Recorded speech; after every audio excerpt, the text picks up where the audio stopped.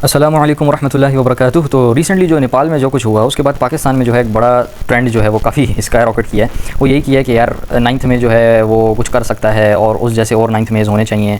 और सारे मतलब बांग्लादेश में आ गया, नेपाल में आ गया, हर जगह आ रहा है। पाकिस्तान वाले जो है वैसे ही बैठे हुए हैं आराम से।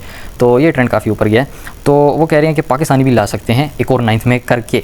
ठीक है, अभी आज इसी पे बात करेंगे। तो सबसे पहले मैं थोड़ा सा वो नेपाल के बारे में इंट्रोडक्शन दे दूँ। उधर क्या हुआ है? उधर ये हुआ है कि गवर्नमेंट के खिलाफ जो है वो प्रोटेस्ट वगैरह हुए थे। सबसे पहले तो करप्शन की वजह से वो उधर एक बहुत बड़ा सेंटिमेंट है। इसके अलावा अनएम्प्लॉयमेंट बहुत ज़्यादा थी, और अनएम्प्लॉयमेंट इतनी ज़्यादा थी कि नेपाल के काफ़ी ऐसे लोग हैं जिन्होंने एज सोल्जर्स लड़ा है रशिया की साइड से अगेंस्ट यूक्रेन। ये रिसेंटली अभी यूक्रेन रशिया वॉर स्टार्ट हुई थी और पैसों के लिए उन्होंने जो है वो जंग में हिस्सा लिया, रशिया की जंग में अगेंस्ट यूक्रेन। इतनी ज़्यादा अनएम्प्लॉयमेंट थी। और कुछ रिपोर्ट्स ऐसा भी हमें बताती हैं कि 5 में से जो है वो हर एक बंदा उधर अनएम्प्लॉयड है।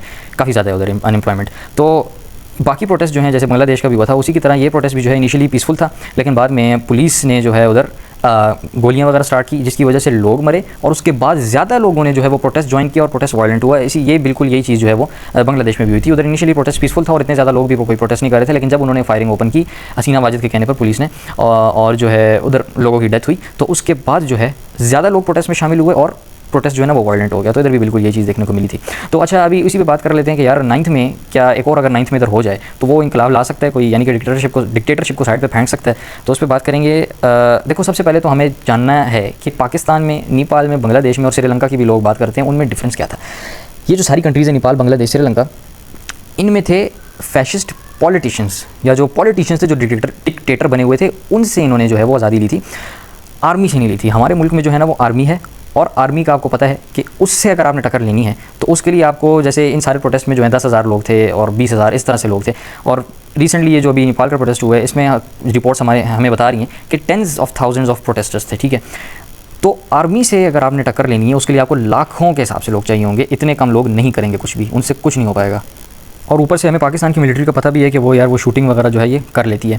तो इसीलिए एक रूल भी है जो मैंने अपनी पिछली वीडियोस में भी उसके बारे में काफ़ी ज़्यादा बात की थी, और आप इसको सर्च भी कर सकते हैं। 3.5% रूल के नाम से ये रूल जाना जाता है कि अगर 3.5% ऑफ एनी पॉपुलेशन जो है ना वो कोई प्रोटेस्ट करे किसी चीज़ के लिए, चाहे वो वायलेंट हो या पीसफुल हो, तो वो जो प्रोटेस्ट जिस चीज़ के लिए कर रहे होते हैं ना वो अचीव हो जाता है। 3.5% ऑफ द इंटायर पॉपुलेशन, यानी कि पाकिस्तान में अगर आपको आज़ादी चाहिए भी है तो आपको 1 करोड़ बंदा जो है वो इस्लामाबाद के बाहर ला के खड़ा होना चाहिए है। लेकिन ऐसा पाकिस्तान में हमें पता है कि कभी नहीं हुआ और ना ही हो सकता है। पाकिस्तान की अगर हम 3.5% पॉपुलेशन बनाएं तो ये तकरीबन करोड़ बंदा हमें चाहिए इस्लामाबाद के बाहर। लेकिन अगर हम 9th में का प्रोटेस्ट भी देख लेते हैं, उसमें भी जो है वो हमें रिपोर्ट्स ये बताती हैं कि थाउजेंड्स के हिसाब से लोग थे, और वो भी जो है वो यूनाइटेड नहीं थे। ठीक है, इस्लामाबाद में जो है वो आधे प्रोटेस्टर जो है इस्लामाबाद में थे, आधे पंजाब के किस इलाके में निकले, आधे बलोचिस्तान कोयटा के किस इलाके में निकले, यानी कि वो सारे मुत्तहिद नहीं थे। इसी तरह पाकिस्तान में भी हमारे पास PTM वाले, पश्तून तहफ़्फ़ुज़ मूवमेंट, वो अपने लिए प्रोटेस्ट करते हैं, बलोच जो है वो अपने लिए प्रोटेस्ट करते हैं, और इसी तरह PTI वाले वो अपने लिए प्रोटेस्ट करते हैं। ये सारे इकट्ठे नहीं होते हैं, जिसकी वजह से ये होता है कि ऑब्वियसली यूनिटी नहीं है, तो आप एक मतलब मैस प्रोटेस्ट करके इतना बंदा नहीं जमा कर सकते हो। इसी तरह ये रिसेंटली डी चौक का भी प्रोटेस्ट हुआ था 24 नवंबर का, उसमें भी चंद हज़ार लोग निकले थे। चंद हज़ार लोग नहीं चाहिए हमें। इसी के साथ साथ 14 अगस्त का जो भी 2025 में रिसेंट प्रोटेस्ट हुआ था इमरान खान की कॉल पर, वो तो मैं कहता हूँ तारीख का सबसे ज़्यादा जो है फ्लॉप प्रोटेस्ट था। उसमें जो है वो 2,000 तकरीबन मैक्सिमम जो है वो लोग निकले थे। सबसे ज़्यादा ओकाड़ा नाम के शहर से निकले थे 1000 लोग। उसके अलावा बाकी लाहौर में देखने को मिला हमें कुछ लोग निकले सड़कों पर, लेकिन वो गिनने चुनने में कोई 50-60 लोग होंगे। इसी तरह बाकी इलाकों में भी निकले थे 14 अगस्त को, लेकिन वो बहुत कम निकले थे। तो ये देखो, ये जो कंट्रीज़ है ना, बांग्लादेश, नेपाल, श्रीलंका, इन्होंने जो है वो अपने जो पॉलिटिकल डिक्टेटर्स हैं उनसे आज़ादी हासिल की, और इसीलिए कुछ चंद हज़ार लोगों के थ्रू उन्होंने कर लिया। लेकिन ऐसी कंट्रीज़ जिनमें डिक्टेटरशिप थी, मिलिट्री डिक्टेटरशिप, जैसे कि फिलीपींस है, सर्बिया आ गया, इन कंट्रीज़ में क्या हुआ था कि लाखों के हिसाब से लोग निकले थे। जैसे फिलीपींस है ना, उसमें 2 to 3 मिलियन पॉपुलेशन जो उनकी थी, उन्होंने प्रोटेस्ट किया था।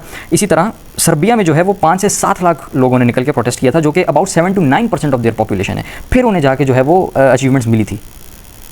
और इन चीज़ों में ऑब्वियसली वायलेंस होता है, जिसकी वजह से जो है वो चेंज आता है फिर। लेकिन वायलेंस के बगैर भी जो है चेंज लाने का एक तरीका है, जो कि इजराइल में एक दफ़ा हुआ था। मेरे ख्याल से बेंजामिन नेतन्याहू था, या मैं भूल रहा हूँ, उनका कोई प्राइम मिनिस्टर था। वो उनका जो कोर्ट है, सुप्रीम कोर्ट वगैरह, उनमें अमेंडमेंट्स लाकर जो है वो चेंजेस करके एक तरह से अपने आप को डिक्टेटरशिप की तरफ जो है ना लेके जाने की कोशिश कर रहा था। तो इजराइल में क्या हुआ था, उनके सारे जो आर्मी के सोल्जर्स थे उन्होंने जो है वो प्रोटेस्ट ज्वाइन किया था और अपनी जॉब्स जो है ना वो उनको छोड़ दिया था। इसी तरह जो ड्राइवर्स थे, गवर्नमेंट ड्राइवर्स, उन्होंने जो है वो ड्राइविंग करना छोड़ दी थी प्रोटेस्ट में, यानी कि उनको जो गवर्नमेंट ऑफिशियल थे उन्होंने भी छोड़ दिया था। उनके मिलिट्री पर्सनल्स ने भी जो है वो अपने काम करना छोड़ दिए थे इन प्रोटेस्ट। तो फिर जो है ना वो ऑब्वियसली जो कर रहा था प्राइम मिनिस्टर उनका काम, उसको बैकफुट में आना पड़ा।